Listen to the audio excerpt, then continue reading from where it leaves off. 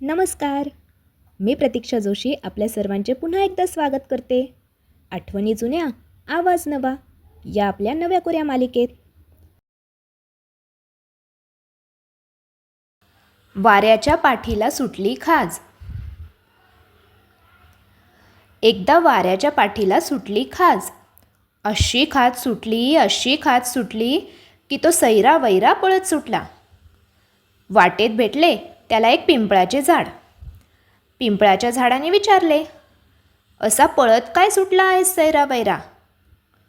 वारा म्हणाला, अरे माझ्या पाठीला सुटली आहे खाज.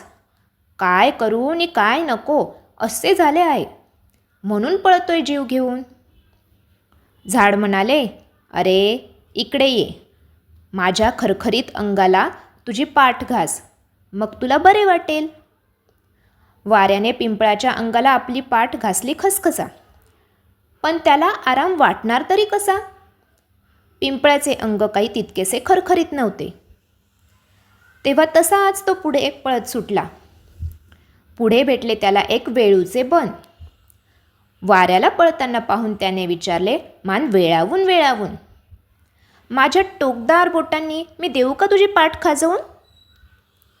वारा अगदी खुश झाला मनात आणि घुसला सरळ वेळूच्या बनात.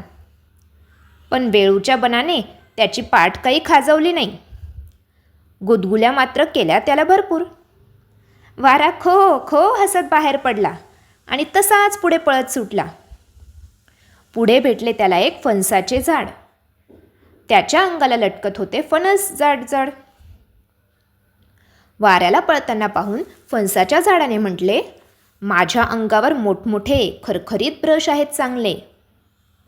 तुझी पाठ त्यांच्यावर घास आणि मग बघ कसे वाटते झकास.